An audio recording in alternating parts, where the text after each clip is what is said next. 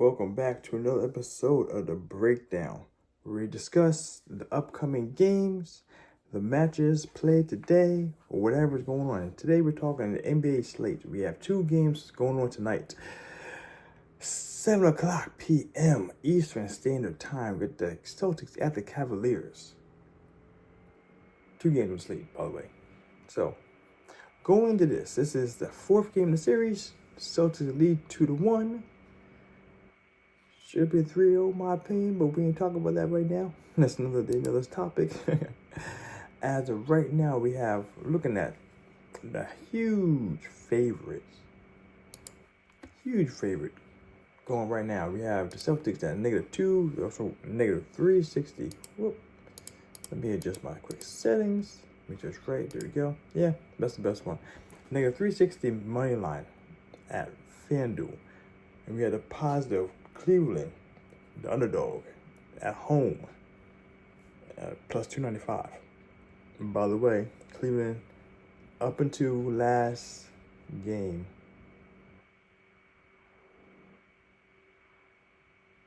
the Cavaliers were actually the only team undefeated at home in the whole playoff series. Okay, just FYI, just put it out there. But on that being the case, though, Celtics actually have the best away game win percentage for the last 4 playoffs, like ever. Just FYI, put it out there. And right now we have a spread of 8.5. Negative for Boston at -110 FanDuel, and positive for Cleveland at -105 at Cedars. You're over under 206.5. Ooh, that actually kind of iffy right there. So going to that, before we get just fully details underway, who do we have here on our injury list? Because I like to try and make sure we do it up front. Late Cornett is a game time decision. Ooh, for the center's position. Has ever had the issue with the center position not being held active by Porzingis not being there. And so now Luke Cornett not going to be the 2. That's another big foul. That's going to lead to a lot of points being done in the paint by the Cavaliers side. A lot of rebounds being given up.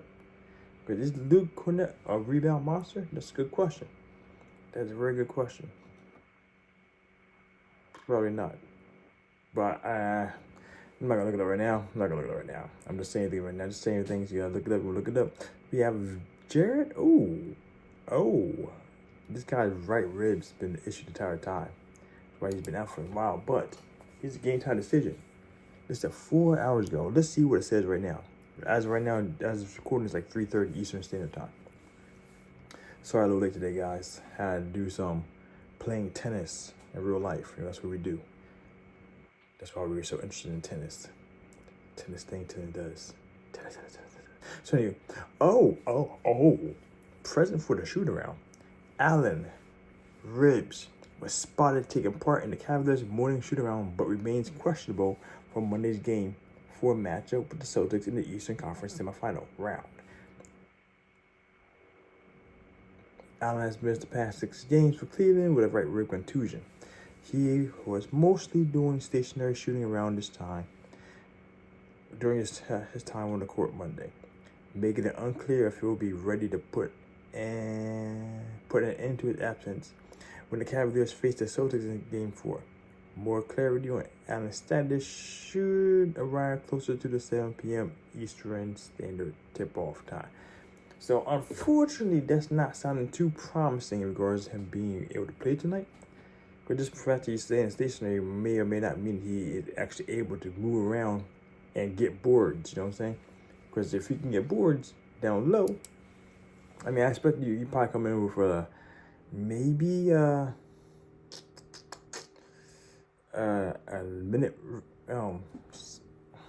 minute limitation. Could be right out. I think of regulation. That could be the case, or they may not play him at all. And if he's ready to come in, but I mean, right now though, the season in question, they got at least 2 more games tonight and tomorrow. Well, this time next time. So if he's not ready tonight, he can play next game, or they could put him in slowly and kind of try and milk out the rest of the system. I mean, like, no, honestly, they do need him.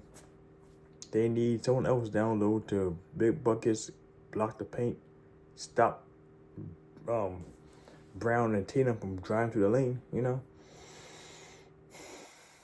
So, if he's in, great. Oh, yes, right. And Donovan Mitchell, he's also a left calf strain issue.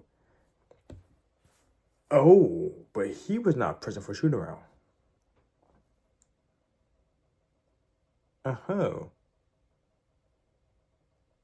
Mitchell was tending to a strained left calf, but it would be a major surprise if he wasn't cleared to play in advance of Monday's game. He didn't seem to be limited by injury in the Cavaliers' loss.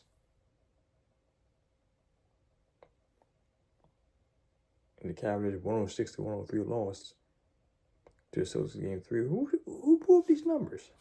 Like, I'm a little offended by that. I'm offended by that for them. Let me just double check to make sure that. Oh yeah, I want to say. Wait. Let me skip a day here. Yeah, I want to say it's a 106-103 loss. That wasn't the case. They lost by 13 points. Sorry guys, I just want to make sure that I wasn't losing my mind here.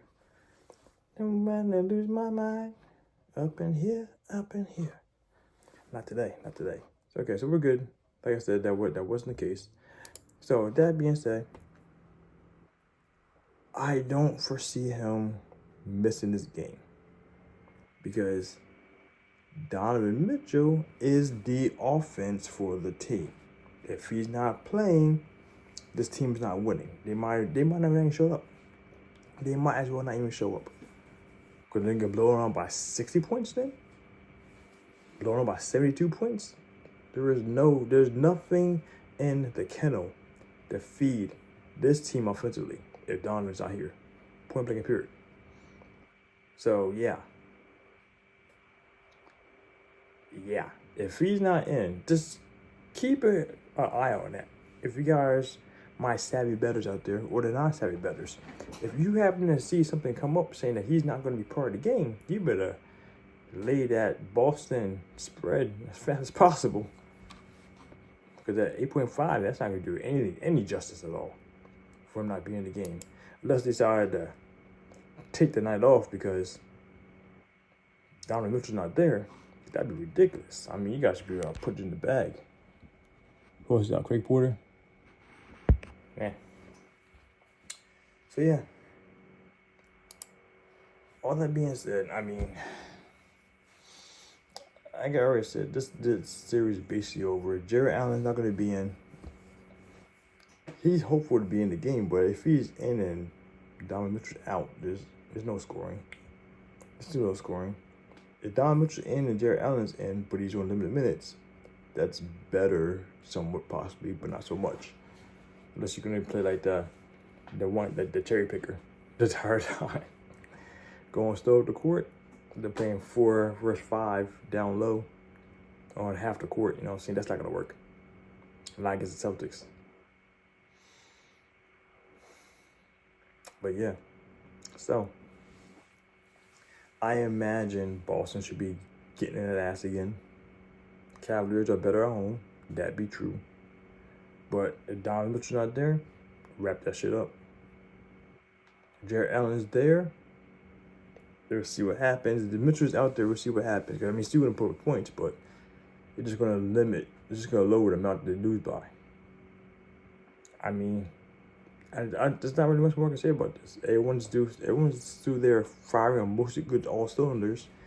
Brown's kind of there. Tatum's kind of there, depending who show up, who doesn't show up, you know what I'm saying? Al Horford's still there doing what he does, you know what I'm saying? Kind of get rebounds, kind of not. Kind of play defense, kind of not, you know what I'm saying? Derrick White's still there, you know what I'm saying? Everyone's still kind of there, so, I mean, it doesn't really matter. Nothing's going to change. I think 8.5, stop dragging the shit out. And the over-under, though? If Donovan Mitchell's in the game, over 206.5. If Donovan Mitchell's not in the game, under 206.5. Simple as that. There's no other thinking about that whatsoever. There's no scoring. There's going to be no scoring from Cleveland Cavaliers if Donovan Mitchell's not in there. Point blank period. Off to the next game. Which, excuse me, the 9:30 nighttime game, OKC Thunder. We're getting a salty run back against the Dallas Mavs. Mavericks are up 2-1 in an unforeseen course of events. Well, at least from my side, you know what I'm saying? I was definitely in the park expecting to be a quick, short series. OKC Thunder. But Mavericks had definitely changed the game. They definitely switched it up a little bit. And the boy PJ Washington is going ham. Digging in that ass. Like, no one saw that shit coming. Nobody saw that shit coming. So now they got to put a little more effort on PJ. And depending on how Luka's doing determines on how good and effective that will be applying pressure to PJ. So the Thunder has just Olivier Sarr out. But he's out for season, so it doesn't matter. Luka is another game time decision because the entire time he nursing them knees, dog. You know what I'm saying? Just getting those two little knees in, just that massage stuff in. You know what I'm saying? That's what we've been doing the entire time. And every game he's still there, doing what he do.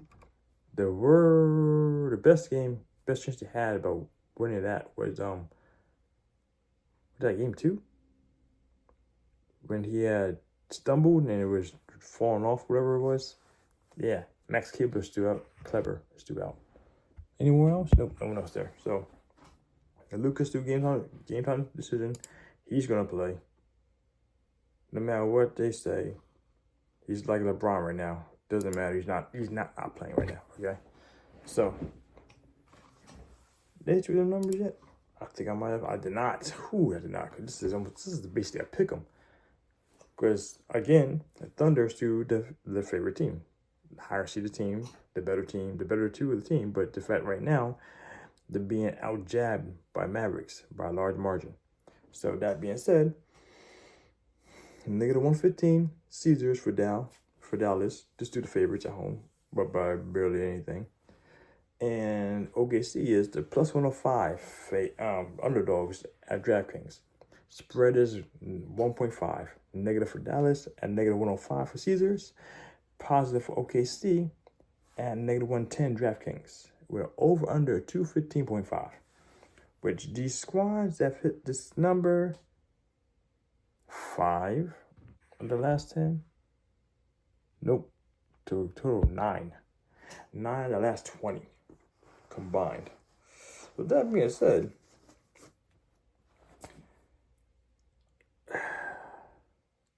it all comes down to who's going to do what. This is a different aspect now because the Mavericks are now at home. OKC, let's see how good they did actually on the road during the season. No, damn OKC Thunder were not too great on the road compared to Mavericks. Mavericks actually have a better record on the road as of that last game. You know what I'm saying? So, are they able to put in the work to take these things down? Or the best way to put it is, are they able to make the adjustments that they were talking about making, that I'm talking about them making, which is to play a lot better defense and hold down the Mavericks from doing too much? Watch the boy PJ Washington and watch the rotation. Like I said, it's 3 guys right now. PJ, Luka, Kyrie. It's going to be a rotation like this. You guard 2, it's going to pass here. Guard 2, go here. That's still going to be. Are you able to maintain keeping pressure on all these guys just the entire time? If you guys can do that, then you're going to slow things down. Because Luka has not been doing Luka shit too often in the series. Yes, Kyrie has been doing consistently about 25. Good, sorry. Oh. As I said that, I kind of want to check it because I don't want to feel like too much of an asshole for saying the wrong thing. You know what I'm saying? Let's do Luka out quick. Luka and Kyrie before I keep making these bad comments. Well, I don't want to keep making bad comments. The last few games here, what's he done? Yeah, okay, so look at the last couple games. 22 points, 29 points, 19 points. This is all against OKC. So like I said, he's been kind of like, because of this big situation. And then the boy, Let me see Kyrie real quick. So I cut off this fan because this fan is super loud for you guys, so I apologize for that. Kyrie, baby, what you got for me? No homo. 3, 2, 1. In the series, we've been, oh my goodness, 22, 9, and 20. Like I said, they haven't been necessarily been doing the big things themselves because of the fact that they didn't need to. It's all been a rotation. All three of the guys put numbers combined. And those 3 guys combined make Captain Planet. Blah, blah, blah, blah. You know what I'm saying? Alright, so that being said, I don't foresee anything else going too far down this rabbit hole of descent into madness. I don't want to keep badgering this or beating this dead horse because OKC, like I said, OKC just has not been big in the points. When they need to make the points, they have been giving up too many rebounds, too many second chances and third chances on the offensive side. Sorry for them, defensive side. And then the Mavericks keep shooting to make it. They had to stop that, and they had to watch PJ Washington. If they can do that, they can get back in the series. They should get back in this series. And actually, right now, I feel like playing out. I hate to do this, but then again, I'm also from a tennis betting perspective. Which, when I started making my tennis videos a lot more, I would talk to you guys about better ways to get the better odds for the better players. You know what I'm saying? So, the situation here, this was where the odds should be a lot lower for OKC to win this series. So I might put a future in for this, okay? Maybe let's see what happens. We'll see what the odds are. Because if it's not, it was like negative 110 or negative 120. I might pass on that. You know what I'm saying? I might take a chance when they're down 3-1. You know what I'm saying? They're down 1-3. But yeah, right now though, I cannot get off. I can't get off this because, like I said, it's not that the Mavericks are just out shooting them. It just literally that one guy. And like the same thing I said about PJ Washington, PJ Washington is not known for doing this at all. This is not what he does religiously, okay? And our boy, Jalen Brunson, showed that too. Dante DiVincenzo, they showed that too. But Brunson, he does it regularly, okay? But he burned out. DiVincenzo is not known for doing that. And what happens? 2 crazy great games. And then back to normal or less. PJ Washington should be doing that again soon. And when that stops, that's when OKC strikes. If that could be tonight, we're going to find out. Next time on Dragon Ball Z, you know? But, I mean, I cannot not bet OKC. They are the better team. And it's not a fluke, but a streak. All streaks come to an end at some point in time. If this tonight for the tonight, if PJ Washington, we'll see. If PJ Washington actually doesn't streak and get over 10 points, and they Mavericks win, then shame on me. Shame on me for being so completely wrong. But I don't foresee that being the case.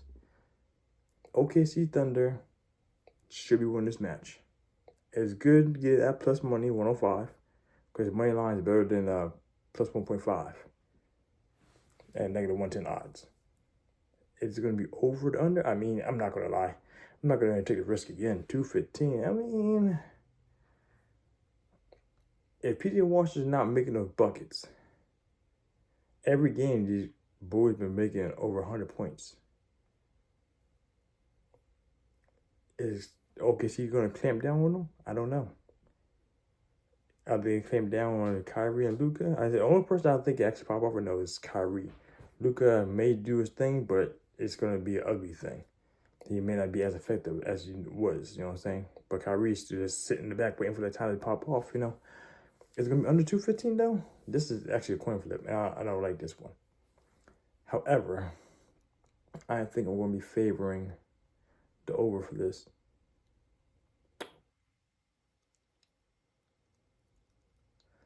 I'm favoring the over for this. I'm thinking about it. PJ Washington not popping off his shots. And if the OKC is able to get back on the swing of things for scoring wise, they're going to lead the charge. And I expect them to get at least 110 points. Will the Mavericks do be there behind them? If Mavericks do at least 105, 106, that's the over. But I said 110 points at least. Okay, see, so this sounds a coin flip. If you're a favorite under, put that in the comments below for the OKC game. If you're in the over, let me know in the comments below too. And let me decide, because right now I'm at odds with this one. This is literally a coin flip. So, let's go back to the end, to the beginning. For the parlay for tonight, hopefully we at least get 2 for 2, because you got to killing me right now. This is not doing what I want to do. Not doing what the numbers are saying it should be doing. Boston. Better not let me down. Because we're going to negative 8.5. Run that. Not double digits. So we feel a little more confident with this happening for Boston. And also Boston should be closing the series out. Should be doing that. So negative 8.5 spread. And again, Donovan Mitchell in over 206.5. If he's out, under 206.5. And because I'm doing it early, I'm going to foresee, or kind of want to go to bed before the game starts. Over 206.5 is what I'm sitting on. So like I said, I'm doing the Boston 8.5, the Boston spread, and the 206 over. And with the OKC, we're going to money line that, and we're going to do the, let's do our odds.